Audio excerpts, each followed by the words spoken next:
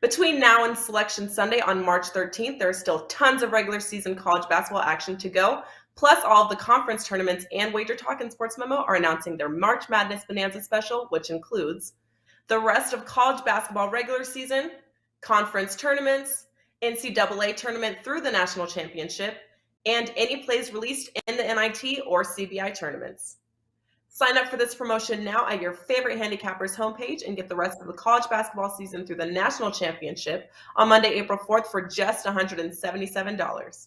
That's under $5 a day for one of the best betting experience in sports. Act fast as the March Madness Bonanza special is only available for a limited time.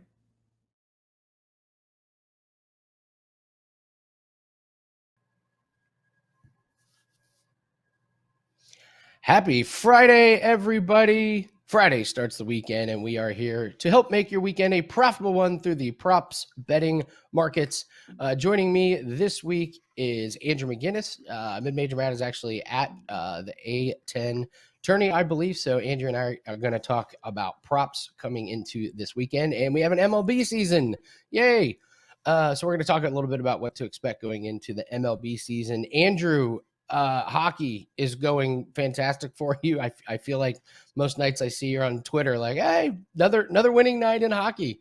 So talk to us about this recent hockey run and some of the props that you've been seeing, and then we'll talk about what hockey is gonna look like moving forward.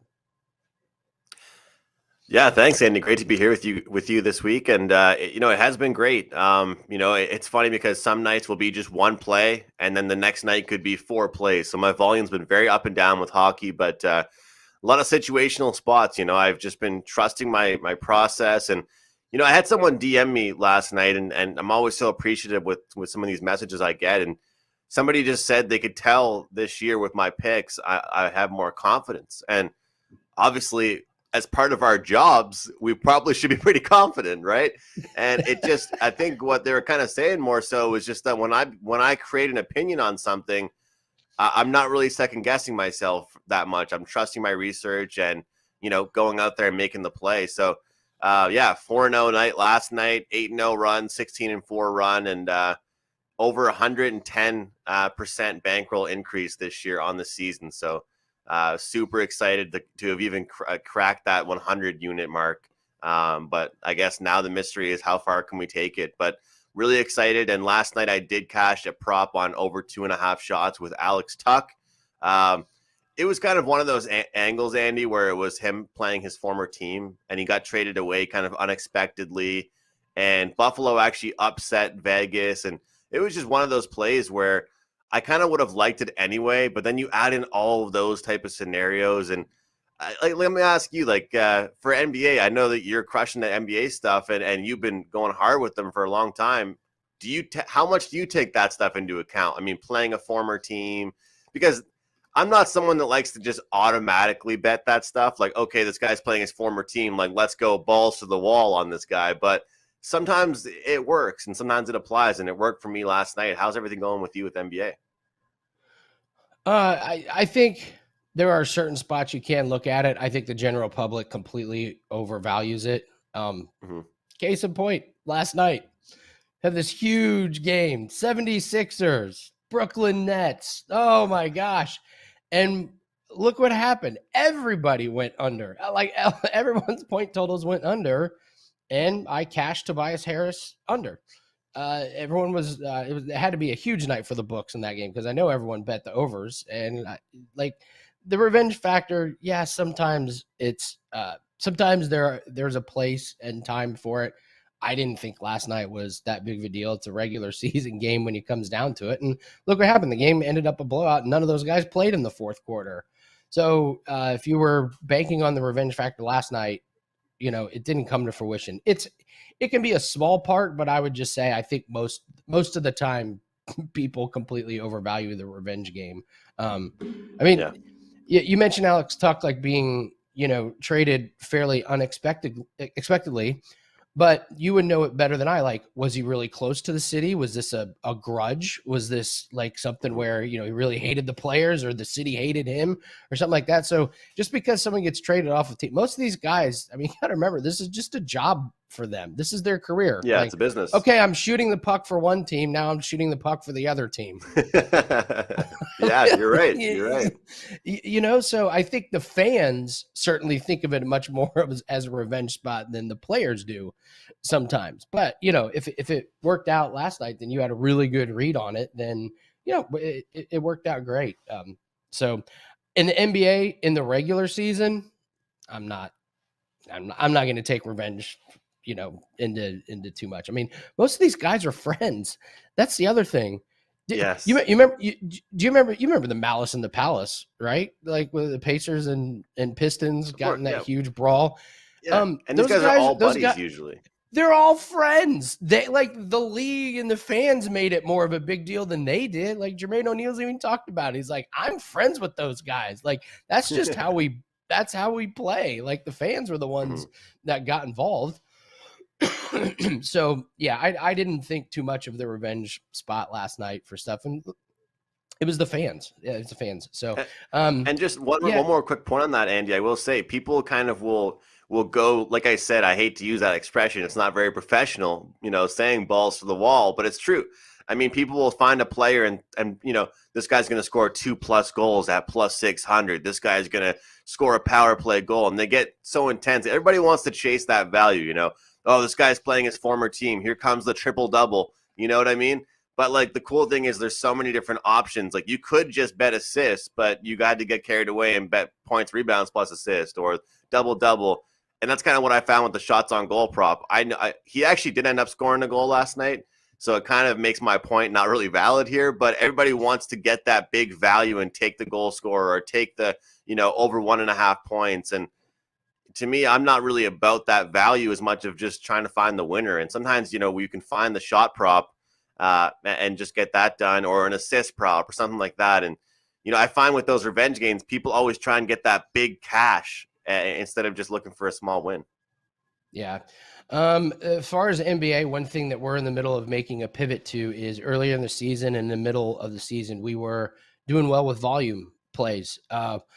What we've noticed just the last couple of weeks, actually since All-Star break, is our plays of the day, just our best bets, are hitting at a much higher rate than some of these other volume plays. So last night we went with one play, it hit, bang, 4 units, winner. And we're probably going to do the same tonight. We have a massive slate of NBA games, but we're getting very, very picky. We may only have 1 or 2 plays, just because the lesser tier plays, the ones you're talking about, like the ones that we're really confident in, we're going to play, and then the ones that we're only a little bit confident, we're just leaving those off because those were hitting in the middle and the early part of the year, but they haven't been hitting for us the last couple of weeks. So you can expect a little bit more dialed in and fewer plays, being a little bit more selective, as that seems to be the trend that's working for us. Let's talk a little bit about baseball. We got word yesterday. I got to say, I had little faith about something that was going to happen this quick. So we are going to have Major League Baseball. And I know myself, I've never been this excited going into a baseball season. The last half of the baseball season, we cashed over 88 units. That's just in the last half. Like we just got awesome. On a tear. Yeah. And you had mentioned one, K props. I feel like the books put out a ton more K props than they normally did. I feel like the prices were better. And I feel like this is a category that you're going to be looking at and I'm going to be looking at, because honestly, I didn't even really get into them until about halfway through the year. So why don't you talk a little bit about K props, Andrew, and what you're looking forward to and what people expect going into the MLB season, how you're going to approach it? Well, I feel like I wouldn't be able to talk about this without shouting out kind of mid-major Matt, our buddy Matt Josephs. I mean, he's not here with us, but he's done an unbelievable job over at Sports Memo with those K props and stuff. And one thing that I've tried to look towards, Andy, simply the unders. I mean, Matt does it too. Everybody loves betting overs. The general public loves betting overs in general, just in every sport. But with these K props, hey, if you're going to watch a low-scoring game and you're going to bet on a pitcher, people are going to want to see them strike everybody out. Unfortunately, that doesn't always happen. And some guys have shorter leashes. And I really have looked towards some of the more highly touted pitchers and taken their unders. I'm not, I'm not saying that, hey, these guys can't cash their 7.5 or 8.5 strikeout props sometimes, but sometimes it just gets absolutely ridiculous. And you got to remember how long this season really is, how many innings they might pitch. And, if they get dusted up in one inning or one half, one batter gets to them, all of a sudden, you're looking at the bullpen, the manager's looking around, and all of a sudden you're looking at yourself thinking, wow, this guy needs 3 more strikeouts and he's about to get yanked. I like to look at these unders for the K props. As far as the just other unique stuff I look for baseball, a lot of it's like first 5 team totals or just first 5 totals in general. I know a lot of people narrowed in on that last year because they didn't like the bullpen stuff. And then you and I looking at the player props just in general. As far as the total bases and things like that, you did a lot more of that last year than me, Andy. I'm looking forward to jumping into that a lot more this season. But it's super exciting, and just with the prop world growing for every single sport, I'm anxious to see what goes on this year with the MLB. But yeah, I love betting some of these highly touted pitchers, Andy, under on their K props, and we'll try and find some good spots to do that this year. Couldn't agree more on that. There was a lot of value in that. One of the things that we also really pounced on, and you have to wait on this as it doesn't happen right off the bat, but pitchers coming back from injury, their first couple starts, they're on massive innings restrictions, but then the books will put up like 3.5, and it's like they've already said he's not pitching more than 2 innings. And Andy's coming off of an injury, and he faces the best part of the lineup. So there was a lot of great situations on that I feel like the books just did not take into account. And then the other thing that we had a lot of success with that we're going to look at again is total bases. So, if the guy's at 1.5 total bases and he hits a double, he gets over. Or if he hit 2 singles, he gets over. And so what we like doing is trying to find these lineups that are really in a groove and looking at the leadoff guy and taking his over bases, because you'd take these guys and some of them are getting 5 and 6 at bats in a game, and the base total is only 1.5. So you get these big offensive teams that's going to get your leadoff guy a few extra, at bats, and those overs were cashing at a really, really good spot. So we're also going to be looking at that. And then also, of course, looking at these total bases when a team is going to go with a bullpen game. So when they don't have their big starter and it's just going to be a slew of bullpen guys coming in for 1.5, 2 innings. That was a great spot to take some of the over bases. So looking forward to MLB. I did not expect it to get there this quick, but congratulations to them. And I'm sure everybody that wagers on baseball is excited. So, all right, Andrew, let's get into some best bets for everybody. I've got an NBA one, and you're going to go with NHL. So I'm going to come to you first and talk to us about your NHL best bet for today. Yeah, we're going to look at a shot prop tonight. We're looking at the Washington Capitals tonight here, and they're playing the 3rd game of their road trip. And as I've told people all the time, don't forget about these defensemen. Defensemen, you can cash props with them as well. Not just the forwards are scoring a lot or shooting a lot. Defensemen, it can be offensive too. And I'm looking at a guy, Andy, where it's kind of a buy low spot here. He hasn't gotten this consistently, at least over his past couple games. But John Carlson over 2.5 shots. I loved his game, the way he played last time out. He gets so much ice time out there. And like I said, when you're playing your 3rd game on the road, you're going to try and simplify things. You're going to try and dump the puck in more. You're going to try and just get the puck on net more and freeze it and get a change. And also, you just aren't as fancy. And when you aren't like that really as much, the defensemen are going to try and flutter that puck through traffic and get it on net. And that's what's going to happen tonight. I'll be looking at probably not just him, probably a couple other defensemen in the same situation tonight in the NHL. So his shots on goal prop is over 2.5. We've seen him go on runs where he's hit this 4 or 5 games in a row. I believe it's something like 1 and 3 the last 4. But the good news is you don't have to always bet just based on trends. I think this is a good spot for him, especially like I said. I think near the end of road trips, you start to see defensemen be more active just because the forwards are fatigued. They want to simplify the game plan. And with a guy like him, he's one of their best offensive defensemen. Obviously, it seems like a Norris nominee for Defensive Player of the Year every single season. But he's also a great offensive player too. So looking at Carlson, over 2.5 shots on goal. Great stuff, Andrew McInnis from WagerTalk.com. And Andrew, just go ahead and tell us what you got up for this weekend, what people can expect. Yeah, well, Andy, honestly, I just really want to promote that special I have going on. I don't even know how many there are left right now, but if you use the promo code NHL20, you can get the rest of my NHL season plus playoffs for $200. Only 20 people will get to use that. NHL20, $200 for all the NHL season. And I got a play tonight in college basketball and 2 plays so far looking at in the NHL, and looking forward to a great weekend. Of course, UFC, as you know.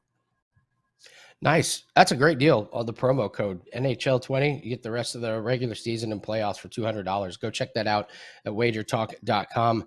I'm going to go to the NBA for my free play, and I'm going to take Robert Williams over 10.5 points.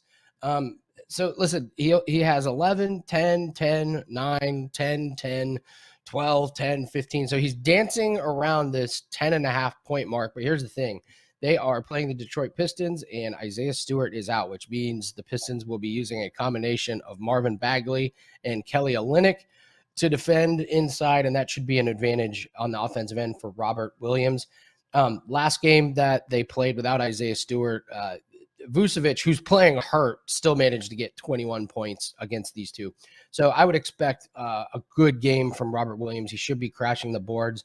And even though he hasn't gotten over this 10.5 point mark the last few games, going up against this Detroit team without Isaiah Stewart is a big, big mismatch for him. He should have the big advantage. I would expect the ball to be dumped into him a little bit more often than not. And for the month of March, he is shooting 78.3% from the field. So he's getting to the rim and getting these high percentage looks. Expect him to just creep over this 10.5 points. Let's do a quick little best bet recap for today.